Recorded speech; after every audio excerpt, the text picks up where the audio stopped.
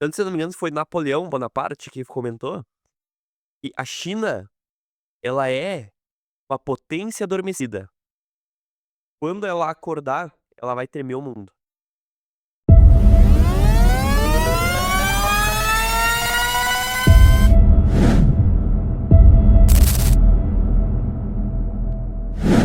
Olá pessoal, eu sou Carlos Cabral Sou Rodrigo Salib. e todo grande avanço começa com uma conversa.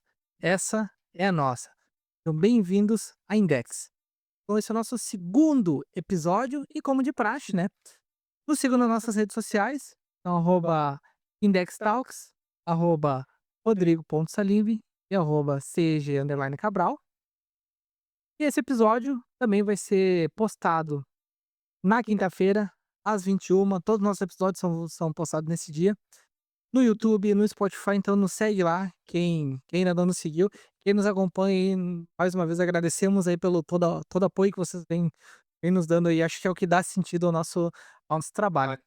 Então esse é o segundo episódio de 2026 da nova série da Index, e eu já abro fazendo a pergunta: o Lean morreu ou só tá escondido? Grande pergunta. E aparece em vários fóruns que a gente vem participando. A pergunta é: eu não consigo implementar o Lean não funciona, é o que a gente ouve. E essa pergunta, ela tem um potencial e é um baita insight. Ele morreu? Ele tá onde? Ele tá escondido? Por que que eu não consigo implementar? Do que se alimenta, né, o que ele tá fazendo? Mas basicamente o ponto chave é: a gente tem tanta empresa certificada, né, empresa implementou Lean, empresas grandes, mas tem isso, como é que eu ainda vejo desperdício, eu ainda vejo time alto, eu ainda vejo improdutiva essas empresas. Então, se elas têm esse Lean realmente funcionam, e a gente tem essas empresas, por que que elas não estão dando o resultado que ou melhor, que precisam não, mas que deveriam dar com a metodologia e com essa filosofia? Ponto é, 98%, um dado do Instituto Lean, no Brasil, 98% dos gestores, eles não conhecem Lean Manufacturing. Realmente todos. E aí, eu te pergunto de casa, tu sabe o que que é o Lean dentro da tua organização? O Lean, ele pode ser aplicado até dentro de casa. O que que é o Lean? Eu acho que para isso a gente precisa conhecer um pouco da história, né, Cabral? O Lean é que nem o caviar, né, nunca vi nem comi, só ouço falar. Só ouço, assim, manufacturing, Lean Office, o que que Lean é? digital, todo mundo coloca Lean, uma palavra super bonita, que casa muito bem, mas o dado tá aí, 98% das pessoas não conhecem profundamente ou minimamente, eu diria, o que que é o Lean. E a gente veio desmistificar isso aí, então fiquem atentos nesse episódio que a gente vai trazer tudo sobre o Lean, que vai ser um baita conteúdo aí, então vamos aproveitar aí. Bem, então o Lean, antes de a gente iniciar a conversa, ele nasce no Japão, mas ele tem o pai dele, que é o que poucas pessoas conhecem. Se chama de TWE, Training with Industry. Como treinar a sua indústria? O ponto é, o que que se refere isso? A gente tem que voltar na história, né, Cabral, pra conhecer e entender um pouco melhor da onde que nasce isso, e a gente tem alguns dados, alguns pontos chaves que vem trazendo. E um ponto interessante é que o TWE ele não é só a base do Lean, mas é a base de todo a gestão de projetos moderna, ela é baseada no TWE, e se você vai perguntar por que da TW para as pessoas, não sabem, né. Pior ainda, né, do que o Lean, porque é um conceito tão profundo ali, né, das práticas do TWE, mas pega a gestão ágil, que a gente fala muito, né, no nosso podcast, a gente faz muita consultoria também de gestão ágil. eh, Você vai perguntar para as pessoas o que é TWE, elas não conhecem, que é o básico, básico do básico para gerenciamento de projeto, principalmente pra Lean. E a nossa equipe, não sei se vocês olharam, perceberam esse mês, a gente lançou o nosso site. É Tá verdade. repleto de informação, repleto de conteúdo lá. A gente vai estar lançando algumas modalidades de novos pensamentos, então fiquem ligados no nosso Instagram, nossas páginas, nosso site aí, pra estar por dentro da gestão moderna, que a gente é um dos pioneiros junto aí com o José Salib Neto, Sandro Magal, de toda a turma lá. da gestão moderna dentro do Brasil. É isso que a gente precisa ter para ter um Brasil cada vez melhor. É isso que a gente busca, é o conhecimento, é agregar valor pra galera que tá aí em casa assistindo nosso episódio, nosso conteúdo. E não tenham vergonha de comentar, compartilhar o nosso conteúdo, que quanto mais pessoas souberem disso, mais rico a gente vai ser aqui no nosso país gigantesco que a gente vive. E a gente adora falar, né, ah, o que move mundos não são as boas respostas, sim as boas perguntas, as perguntas certas. Então perguntem, perguntem e nós perguntaremos de novo. É o que a gente sempre tá falando, é o especialista generalista, é o que o mundo tá carente hoje. E a gente precisa modelar o mindset das pessoas. Mas vamos voltar à história aqui, vamos falar da onde que nasce isso. E se nós poder voltar um pouquinho mais ainda a história, o TWI ele tem uma origem. De onde que nasceu o TWI? Então a gente vai voltar lá nos primórdios da humanidade, e a gente consegue ver na história que quando o Sapiens se tornou um Sapiens, ele já resolvia problema e ele já tinha uma metodologia de resolução de problema. Quando vai pra Grécia, a gente vai ver lá, algumas escritas, alguns livros já de resolução de problema. Então isso é só uma evolução. E a gente precisa entender isso dentro da nossa organização, dentro da nossa cultura, como que eu implemento da melhor maneira, né. Então o fato é, Japão pós-guerra, 1945. O que que ele encontrava, né, Cabral?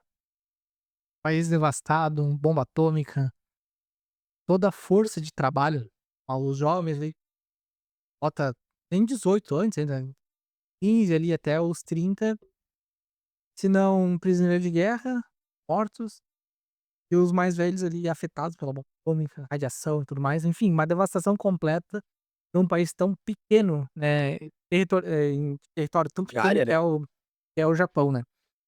E tu imagina, né, um país totalmente devastado, sem dinheiro, sem comida, Derrotado, derrotado, sem perdeu a guerra. sem força de trabalho, Ele era do outro lado da aliança, né, então tava era do eixo. do eixo, tava totalmente então, se via muita tristeza. Mas, a palavra Kaizen, ela vem de uma palavra que se chama Kiki. E Kiki, para o japonês, ela tem 2 versões: oportunidade e crise.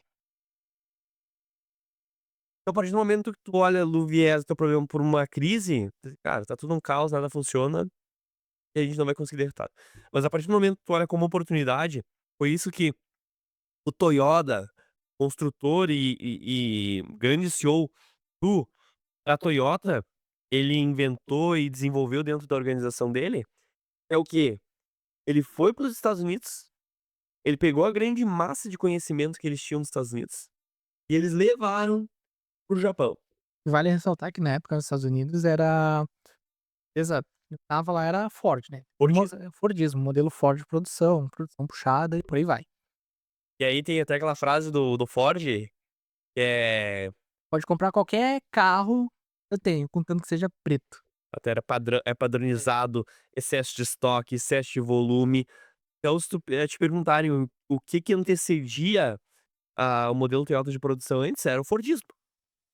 Era o que exportava para todos os lados do mundo, era a Ford que era a dominante no mercado, e até então não existia nenhum tipo de concorrência, até onde eu pesquisei, né. Era o modelo E funcionava muito bem. e ainda funciona, E ainda né. funciona. E, os Estados Unidos usou isso direto na própria Segunda Guerra, né, os tanques Sherman lá da 1 M1A2, são todos o mesmo modelo, mesmo motor, mesma potência, mesma cavalaria, mas algumas pequenas variações, mas é tudo a mesma coisa, e a produção em série. Então, já vem desde Os primórdios. desde os primórdios e foi que nem você comentou, né, a Toyota foi pra lado assim, aprender, né, pra tentar reerguer Japão o que estava po devastado. exatamente, o poderio industrial, né, do Japão pra poder conseguir reconstruir o país. E dentro do tabuleiro tem 3 cartões, né, que é a parte de treinamento, a parte de respeito das pessoas, e também a parte de gerenciamento de conhecimento. E aí tu vai então do Japão para dos Estados Unidos para o Japão, o que que eles fazem? A principal mantimento do Japão, na época era o arroz, ainda é o arroz, né, a comida base é o arroz. E uma criança quando nasce no Japão, né, Gabriel, a gente vê que ela é ensinada desde o dia do nascimento até o dia da morte, eles preservam o quê? Não desperdiçar, E olha o ponto importante que a gente tem, a cultura. A cultura do Japão ela é muito forte, tanto até na questão de hierarquia, questão de respeito. Desde a escola, né, você é ensinado a respeitar teus veteranos, a respeitar teus professores. Então, de fato, o Japão ele tem essa cultura muito enraizada e também a cultura da disciplina. Eu acho que também é um ponto chave para que em né, é da disciplina A cultura, e da cultura, do tudo isso respeito, enraizado, acho que desde os primeiros anos ali, né, da pessoa. Então nem você falou, desde o nascimento até a morte, eles já vivem isso. e aí o fato é, eles foram lá, eles aprenderam e eles adaptaram. Então, pegando toda essa cultura, todo esse conhecimento, toda essa massa, jogando dentro do Japão, o que que eles pegaram? Eles criaram uma filosofia. Eles chamaram essa filosofia de Lean. Se eu fosse dar um resumo geral, o Lean ele é um pensamento a longo prazo com redução de desperdício. Essa é a palavra-chave. E aí eu te pergunto, por que que 98% dos gestores dentro do Brasil não sabem o que é Lean? Nós sabemos o porquê. E a gente vai desmistificar hoje. Então fica até o final do episódio e comenta a palavra-chave, depois a gente vai dizer lá no final do episódio se tu assistiu e se ficou claro pra ti o que que é o Lean e por que o Lean morreu ou não dentro do Brasil. E até trazendo um gancho, pra fazer umas pesquisas lá na revista McKinsey, e só 30% das transformações Lean, isso também não é exclusivamente no Brasil, é geral, né. As transformações Lean, mantém o resultado depois de 3 anos pós-implementada. Ou seja, eu fiz um não é um projeto, né, uma transformação Lean da empresa, depois de 3 anos ninguém mais sabe o porquê, ninguém mais segue, sendo que Lean de fato ele é uma filosofia, então não é algo que você, vai ver o resultado imediato. E esse é a grande chave, né. O pessoal tem dificuldade de manter isso. Mas olhando, assim, mais a fundo sobre esse problema, Mas né. ele trouxe um insight interessante que acho que é importante falar pra galera, é saber colocar o cunho do PDCA. O que é o cunho do PDCA? Eu vou lá, eu faço a melhoria, realmente eu trago o resultado, mas eu esqueci de cunhar ele. O que que é um cunho? É basicamente um calço, vou colocar na roda do PDCA, que é não deixar ele voltar pra trás. O que que Mantém, né. acontece? Esse dado da McKinsey ele é muito legal e a gente pode debater um pouco ele, que o fato é, eu melhoro, a gente melhora no Brasil, só que eu paro de controlar, e a partir do momento que eu paro de controlar, teoricamente, esse problema ele volta a acontecer e volta a acontecer muitas vezes pior, porque a empresa ela cresceu, ela tá tendo mais receita, e daí eu vou olhar pra ele e dizer: "Pô, eu fiz o projeto há 2 anos atrás, eu tô com o mesmo problema agora". Isso aqui não funciona. E o pessoal já fala que a o pessoal já fala que a ação não foi efetiva. E, o projeto aqui, assim só que na verdade esse que você falou, né, a gente falha muito em manter os projetos vivos, manter os resultados, que a gente gosta muito de trabalhar na corretiva, a gente não trabalha na preditiva, a gente não trabalha na preventiva. E esse é um defeito que a gente tem. Exato, Hã, exato. Principalmente como brasileiro, pelo fato da gente ser muito imediatista, a gente quer ver o resultado rápido, a mais curto prazo, com maior saving possível ou maior lucro, enfim, mas ele não pensa no à frente. Isso que a gente tenta trazer. Porque é muito comum a gente ver nas consultorias que a gente faz, nos treinamentos que a gente dá, o pessoal comentando isso. E eles implementam e não funcionam, e os problemas retornam a acontecer, então tem o índice de reincidência dos mesmos problemas, e fica a questão, a ação de fato não o projeto ou a ação não foi efetiva ou não foi mantida. Porque realmente o PDCA é para você fazer em pouco tempo, mas você precisa manter isso. Se a gente for pegar, por exemplo, o DMAIC, e a gente vai tratar mais, Sigma, no isso caso. aí dentro de Six Sigma, né, a gente vai tratar mais além no próprio episódio. É a última etapa do DMAIC é controlar, é o control, então você tem que manter e ficar monitorando. Se der algum problema, você consiga ir lá e tratar, mas aí você tem que ficar em cima do problema, mesmo depois de ele ter sido resolvido, pra ver se ele não volta. E, cara, no DMAIC o pessoal esquece. Implementação, Tu vai até o DMAI, o C você não faz, né. Então, você não vai controlar. E o que a gente não controla, a gente não mede, não sabe e a gente é pego de surpresa. Então chega lá 2 anos, 3, 4, 5 depois, mesmo problema. E o que que vem? "Ah, não funciona, metodologia não funciona, Lean não funciona, Six Sigma não funciona". Não funciona ou você não soube implementar e manteve ele vivo? Essa é a grande questão, né. O ponto, a chave do negócio ela tá aqui, é o lean thinking, né, Pensamento pensamento Lean. lean. Como que eu faço? E se for ver a base da Toyota, a base do pensamento lean é a filosofia.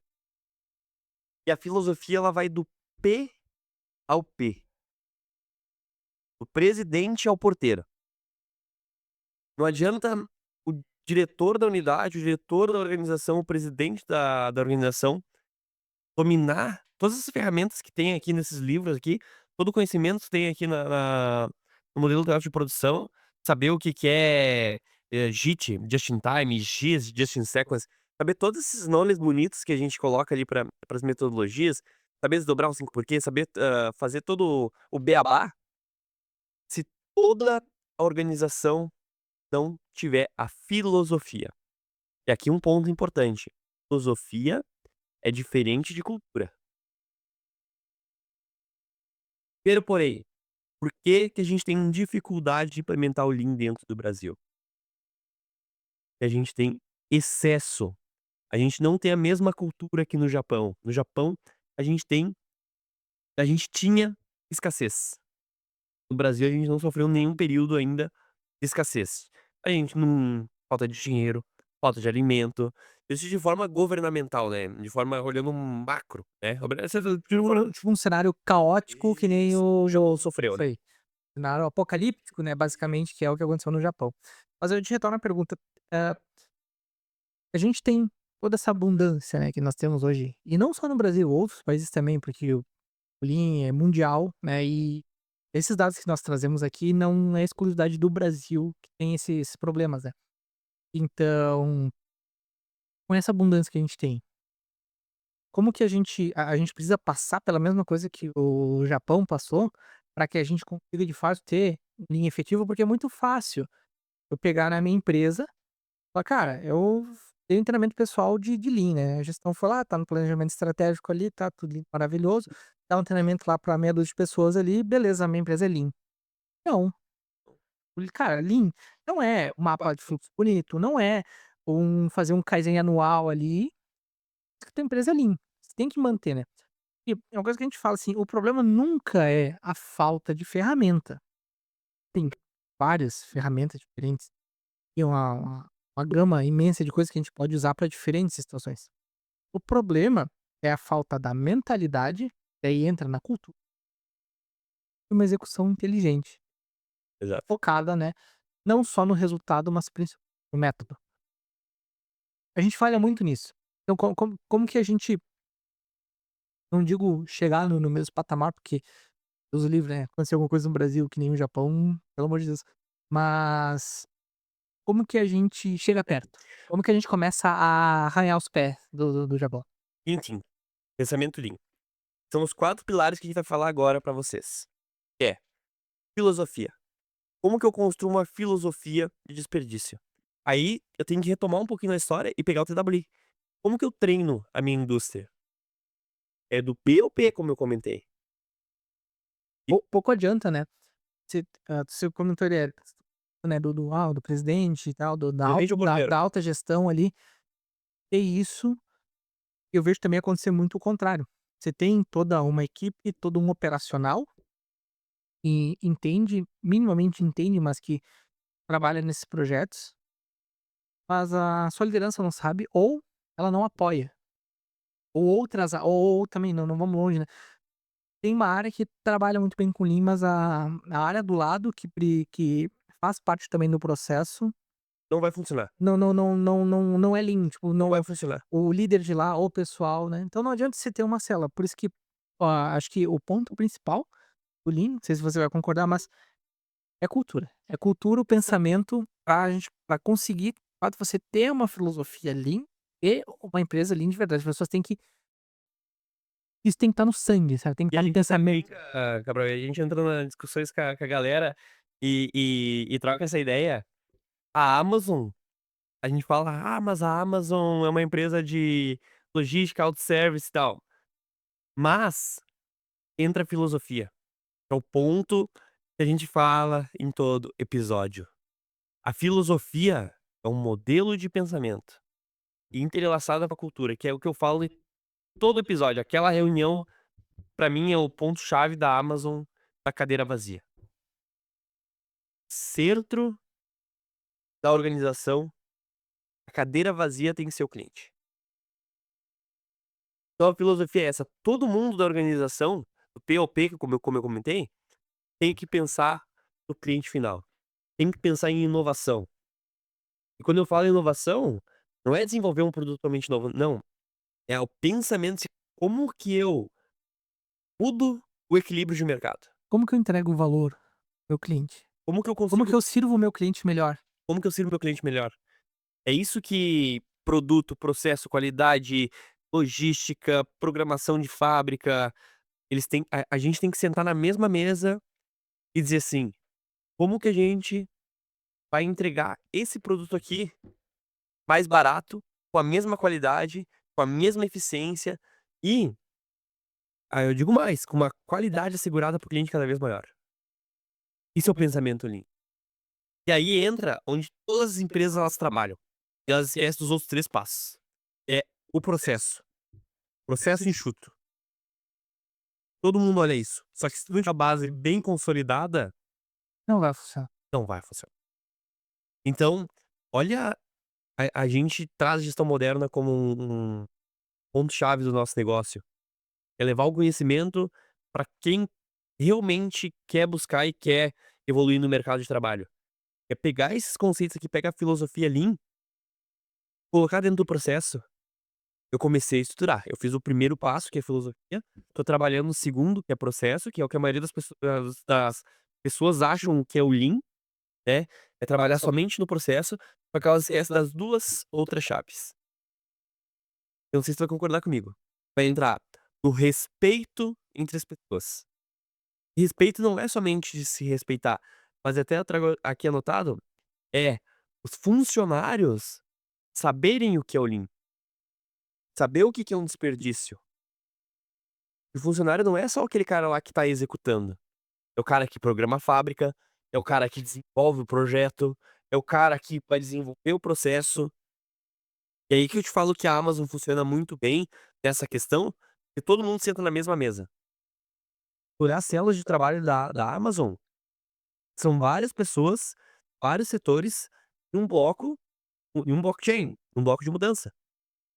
Isso que tu comentou é importante, sobre principalmente questão de respeito, que me deu um insight que é o seguinte: o Lean, ou a filosofia Lean, ela não deve ser vertical. Quando a gente fala, principalmente falar de respeito, ela se torna horizontal. Todo mundo tá no mesmo patamar, porque o pensamento, ele não tem hierarquia. Todo mundo pode ter uma ideia boa, todo mundo pode pensar da maneira, pensar. O pensamento Lean, o Lean Thinking, não é exclusividade só de C-levels, de CEO, CTO, não é exclusividade só de gerência, de gestão, não é só exclusividade de engenharia ou de melhoria contínua, que geralmente nas empresas, assim, minha empresa é Lean, cara, eu tenho 2 caras que fazem melhoria contínua, agora minha empresa é Lean.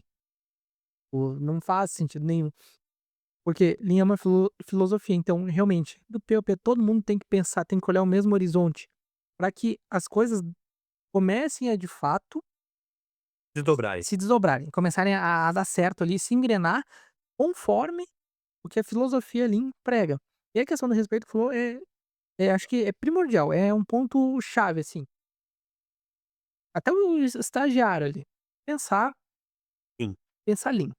Como que eu evito desperdício, como é que eu torno o meu processo, e não estou falando só de processo produtivo. Existe Lean Office, Lean Thinking, existe Lean no hospital, então isso também não é exclusividade da indústria, né. Então, como que eu torno o meu subprocesso, o meu trabalho mais produtivo? Como que eu deixo de reduzir desperdícios? E às vezes o desperdício é tempo. Mas o ponto-chave, assim, belas palavras, eu concordo plenamente com o que tu falou e eu vou acrescentar um ponto que é o seguinte: pensamento a longo prazo. Isso é o que o difere. Então, a gente falou do cunho do PDCA. Pensamento a longo prazo, ele vai trazer o último tópico do pensamento do Lean Thinking, que é o quê? Solucionar problemas. Solucionar problemas, ele nasce da solução estratégica. É eu casar para onde minha empresa quer ir, né, como que eu faço ela chegar até lá com projetos estratégicos.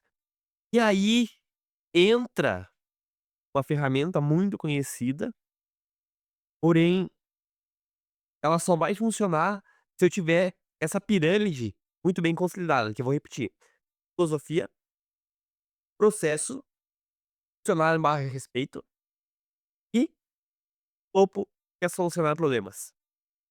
Aí aqui é onde a turma se confunde.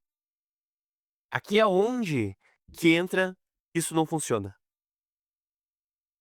É a conexão do Lean com a ferramenta de execução.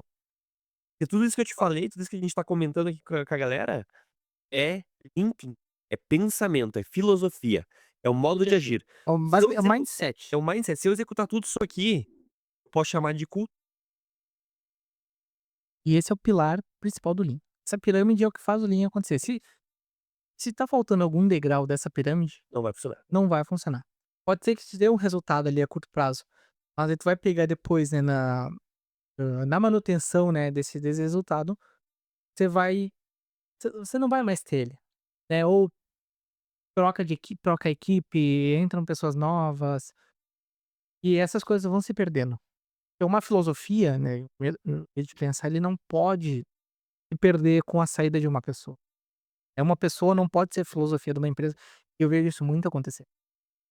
Então a questão, né, dessa pirâmide é muito importante, e principalmente olhando, né, para o contexto Brasil, quando a gente fala de Lean, é uma estratégia, uma filosofia, mas é para solucionar problemas, mas olhando para o longo prazo. Vamos E qual que é o problema do brasileiro hoje? Ele é imediatista. Ele quer os resultados para ontem, menor custo possível, e é bem o contrário que a filosofia diz. A filosofia Lean é algo para você, pra a longevidade, para longo prazo. Então não adianta você querer, entre aspas, aplicar, implementar Lean na empresa, se eu sou imediatista. Eu não posso achar, implementando Lean aqui na minha empresa, no próximo mês eu já vou ter um resultado absurdamente enorme. São construções que você precisa ir fazendo ao longo do tempo, pequenas construções, pequenas mudanças, pequenas vitórias. Você vai fazendo isso, reduzindo os desperdícios aos poucos, otimizando os processos aos poucos, treinando as pessoas aos poucos, ensinando elas a pensar, mas isso não é uma mudança que ocorre do dia para a noite. E é muito importante que a liderança das empresas tenha esse conhecimento, porque, bom, a gente ouve falar muito ainda quando a gente, ah, vai fechar os nossos contratos, fazer nossas consultorias, né, que eles comentam que Lean, Six Sigma, eles aplicam, gastam dinheiro e não funciona, porque ele é aplicado, não é aplicado, ele é mantido da forma errada. E a gente traz muito isso, né, não só no nosso podcast, mas principalmente, né, no que a gente oferece, a gente fala isso, que o Lean, ele é algo a longo prazo, é algo que você tem que ir plantando, mas você vai colher daqui a 1 ano. É a mesma coisa que eu começar uma faculdade agora e semestre que vem eu já quero estar com o diploma na mão. ter resultado a curto prazo. Exato, isso não vai funcionar e o Lean, ele nunca vai funcionar dessa forma. E se nós for olhar o Oriente, né, comparar com o Ocidente, vai ver a própria China. E aí, a gente vou usar uma palavra aqui, ignorante, no quesito olhar o Oriente nesse quesito, que é o seguinte: vamos pegar a China, por exemplo. A China hoje tá competindo taco a taco com Estados Unidos na questão de PIB, por exemplo. Mas se tu for estudar a história da China, ela adormece um período, então ela passou uma extrema pobreza, só que foi uma pobreza durante 100 anos. Olhar a linha de PIB per capita, por exemplo, da China, ela adormece durante 100 anos. E se tu pegar 1750, 1800, a China ela já era uma das maiores potências. Tanto, se eu não me engano, foi Napoleão Bonaparte que comentou, e a China, ela é uma potência adormecida. Quando ela acordar, ela vai tremer o mundo. E é o que a gente tá vendo agora. Por quê? Eles Achei entenderam, até me arrepiar agora. Isso aí faz muito sentido, né. porque a gente olha e a gente aqui no ocidente, né, a gente não consegue ter essa visão, porque a gente tá muito fadado a esse pensamento da abundância, do curto prazo, do imediatismo. Enquanto no Oriente, os caras estão pensando a longo prazo, eles estão olhando share, eles estão olhando tudo isso que a gente comentou de uma forma sistêmica, os caras estão montando cidades, tá. Pesquisar, eu posso trazer para o próximo episódio o nome de cidades e a população dessas cidades, mas são cidades que, por exemplo, tem, acho que é Chonzhoukou, o nome da cidade, Chonzhoukou, uma coisa assim. Ela é a cidade da inteligência artificial. As melhores universidades do mundo, pesquisa aí, Vou dar um Google aí. como que é o nome da cidade da inteligência artificial da China. É um nome bem complexo. Mas são cidades, elas têm a captação de prodígios, de pessoas que têm a capacidade e conhecimento, e PhDs, cara, PhDs, mestres, graduados, para quê? Para desenvolver conhecimento específico daquela área. O que a gente precisa ter no Brasil? Exatamente isso, a mesma coisa. Achei aqui, ó.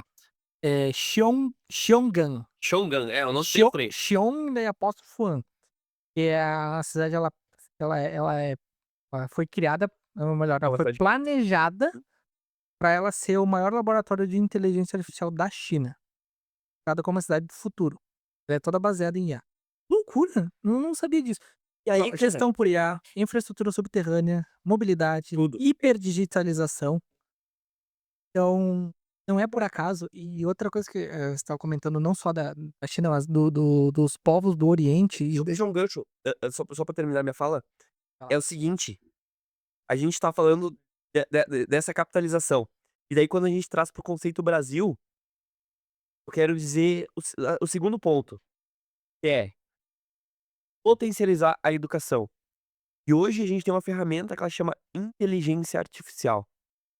Se a gente souber a utilizar na nossa indústria, estatisticamente, a IA ela tá mudando a cada 6 meses. O processamento de IA, ele dobra a cada 1 ano. Ele dobra de tamanho. Então, se eu conseguir educar as pessoas no Brasil, eu conseguir implementar essa metodologia dentro de uma organização, cara, que tamanho que isso pode ter? é uma ferramenta muito poderosa. Isso abre, lacuna pra gente falar, né, de um outro aspecto, mas de fato aqui no Brasil a questão da educação ela é bem complicada nesse. Então existem inúmeras oportunidades para que consiga potencializar isso, mas eu penso, trazendo um paralelo aqui para o cenário do Brasil, a política ali é o seguinte: é investir na educação básica, investir na educação primária, trazendo esses conceitos de tecnologia desde o início, tecnologia, desperdício e tudo mais. Aí estaremos sendo Lean, caminhando para o Lean, porque essas pessoas vão crescendo e já vão com, essa formação de caráter pra frente, né, e eu tô falando de educação básica, Mas tu né. sabe um ponto, Cabral, que eu vejo como extrema importância, e as maiores empresas do Brasil, elas já enxergaram isso e elas estão fazendo? Toda empresa é uma empresa de educação. Por quê? Porque as empresas já estão entendendo que casar isso aqui com IA, para o potencial para mim potencializar, porque tu acha que esse crescimento da China, ele foi somente pensamento humano? Não. E uma outra coisa que é importante destacar também, e a gente gosta muito de falar, né, dos países tipo China, Japão, porque perto deles, Oriente, a gente chama, né? o Oriente no geral, nós somos criança. Porque o mundo oriental, ele é muito mais antigo que o mundo ocidental. Ele, não digo se industrializou, mas Ele começou muito antes. ele começou muito antes. Principalmente a China é um dos países mais antigos do mundo. Então, Brasil, gente, quando é Brasil, né, antes de ser a Índia Ocidental, próprios Estados Unidos. Cara, perto desses países, a gente é a criança de 10 anos ali. E enquanto os outros, eles são já idosos ali, né, com toda essa bagagem. Então, muita coisa que a gente está passando agora, eles já passaram muito tempo antes e eles já estão milênios. E é seguro dizer que eles estão milênios à frente. A China é um país milenar. O Brasil tem quantos anos? 500 e pouco. É. Mas o ponto-chave é, a China, Oriente, sabe o que é um unicórnio? Unicórnio é uma empresa que ela tem um valor, né, de mais de R$ 1 bilhão de capital fechado.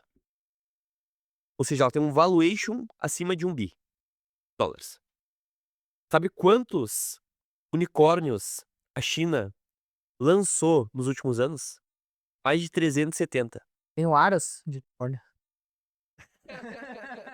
Só foi boa. O cara tem uma pedra de unicórnio. O ponto é, dessas 370, 70% são empresas ou de criação ou de otimização de inteligência artificial. E dessas 70%, eu fiz um estudo, tá? 100% utilizam Intic. 100%. Por quê? Porque é na base da filosofia e na base da educação, desde o ensino fundamental até PhD, os caras ensinam a não desperdiçar, a entregar valor para o teu cliente. Então, esse é o pensamento e essa é uma das grandes respostas do porquê o Lean ainda não nasceu no Brasil. Mas isso aí já é verdade. A gente tava falando antes, é justamente, o Lean não morreu. Esse é um ponto. O Lean, ele não morreu no Brasil. Ele nunca nasceu. Essa é a grande mensagem. Eu acredito que, assim, a gente tem oportunidades, temos, mas olhando para o nosso agora, enfim, agora uma crítica, vai, mas olhando para nossa educação, o nosso jeito de pensar, nosso jeito de agir sendo imediatista, eu acho que a gente ainda não tá preparado para ser 100% Lean. A gente tem um caminho a percorrer, é começar a trazer essa metodologia ali. Mas a gente não perdão, essa filosofia, fato. Mas a gente não pode dizer que a gente é Lean, que a gente, de longe, a gente não é. Temos empresas Lean no Brasil? Temos. Não dá pra dizer que temos. Por exemplo, em Gravataí tem a planta da GM, que é a planta mais Lean da GM da América Latina. Mas nem se equipara a uma Toyota da vida, né? Uma BYD lá da China da vida. Então, o ponto é, a gente tem muito a aprender com o chinês, Mas sabe, com o japonês, e a esse gente tem que usar isso, essa política, a aprendizado por espelhamento, né, e entender o que a gente consegue absorver disso e trazer pra cá. Mas o ponto é, principalmente, que isso é a base do Lean, filosofia. Tem que começar a pensar diferente. Acho que isso que a gente pode fazer agora é pensar diferente. Começar a pensar diferente. Lean e usar thinking. a nossa flexibilidade a favor do nosso negócio. Não adianta eu querer, é o que a gente estava falando nos bastidores, querer a receita do bolo. Ninguém vai te passar a receita do bolo. Eu tenho que executar da melhor forma enxuta, mas o meu modelo de pensamento é pegar o quê? É o pensamento nacional, pegar a minha cultura nacional e transformar isso numa alta produtividade em escala. Então é isso que a gente tem que pensar. É reunir todo mundo do grupo, não setorizar, que é o que a gente gosta muito de fazer, setorizar. É não setorizar, botar todo mundo numa mesa e dizer, cara, como que a gente consegue entregar o melhor resultado para o nosso cliente final? O Lean, ele tem que ser horizontal. E tem que ser. Ele não pode ser departamentalizado, ele não pode ser vertical. Uma- Senão não vai funcionar. Então, Ele funciona de lado.